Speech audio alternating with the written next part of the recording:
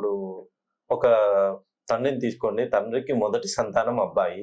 ఈ అబ్బాయి మ్యారేజ్ చేసుకునే అమ్మాయి మొదటి సంతానం అయితే వాళ్ళకి ఏమైనా సమస్యలు వస్తుంటాయా సార్? అయితే ఈ విషయంలో నేను కొన్ని విషయాలు చెప్తాను చూడండి. ఇప్పుడు మనకున్న ఎన్ని రాశులు? 12 రాశులే కదా. ఈ 12 రాశులలో ముఖ్యంగా సూర్యునికి సంబంధించిన రాశి ఏంటంటే సింహరాశి. 1వ నంబర్కు బద్ధశత్రువు అయినటువంటి రాశులు ఏంటంటే మనకు కుంభరాశి వస్తుంది, మకర రాశి వస్తుంది, వృషభ రాశి వస్తుంది, తులారాశి వస్తుంది. ఈ 4 రాశులు ముఖ్యంగా 4 రాశులు, వేరే నేను ఏం చెప్పను, 4 రాశులే.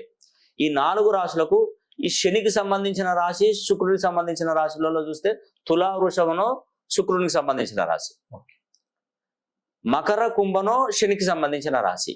ఈ 4 రాశులకు బద్ధశత్రువు ఎవరో తెలుసా? సూర్య భగవానుడు. ఈ 4 రాశులు అంటే సూర్యుడికి నచ్చదు అసలే. అప్పుడు ఏం చేస్తారంటే వీళ్ళు పుట్టింది మొదటి సంతానం అనుకోండి, మళ్ళీ వీళ్ళు చేసుకునేటువంటి వాళ్ళు కూడా మొదటి సంతానం అయింది అనుకోండి, అక్కడే దెబ్బ కొడుతుంది. నువ్వు ఏ పండితుని దగ్గరికి వెళ్ళు, ఎవరైనా ఆయనకి ఏం తెలియదు అంటాడు. తెలుసు కాబట్టే నేను చెప్తున్నాను, రీసెర్చ్ చేశాను కాబట్టే నేను చెప్తున్నాను. మొదటి సంతానం ఈ 4 రాశులలో పుడితే మళ్ళీ మీరు మొదటి సంతానంను అదే అంటే మొదటి సంతానాన్ని మీరు వివాహం చేసుకున్నారనుకోండి, అప్పుడు కథ మొదలవుతుంది, తెలుస్తుంది మీకు అప్పుడు. అందుకే నేను చెప్తున్నాను, న్యూమరాలజీని నమ్మాలి, ఆస్ట్రాలజీని నమ్మాలి. ఈ 2 1 నుండి 9 వరకు నెంబర్స్, 1 నుండి 9 వరకు గ్రహాలు, 2ను మెర్జ్ చేసే చూడాలి. నేను ఒకటే 1 వేలో వెళ్తానంటే కుదరదు.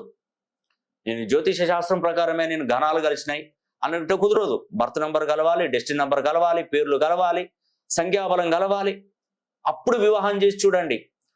పండితులను ఎప్పుడు మనం కించపరచకూడదు. మన పౌరోహితులు ఉంటారు, వాళ్ళు ఒక లగ్న ముహూర్తం పెడతారు, మంచిగానే పెడతారండి, బ్రహ్మాండంగా పెడతారు. ఎందుకు ఫెయిల్ అవుతున్నాయి మరి? ప్రతి ఒక్కరు ఎందుకు సక్సెస్ కాలేకపోతున్నారు చెప్పండి, ఒకసారి చెప్పండి. నేను పదే చెప్తున్నానండి, తులారాశిలో, వృషభ రాశిలో, కుంభరాశిలో, మకర రాశిలో పుట్టిన వారు వాళ్ళు ఇంటికి మొదటి సంతానం అయి ఉండి మళ్ళీ మొదటి సంతానాన్ని వివాహం చేసుకుంటేనే సమస్యలు వస్తాయండి. అలా అని చెప్పేసి మనం అయ్యో అని అనుకునడానికి లేదండి. దానికి సరైన పరిష్కారం ఉంటుంది. ప్రపంచంలో ప్రతి సమస్యకు పరిష్కారం ఉంటుంది. పరిష్కారం లేకుండా ఉంటుందా? ఉండదు.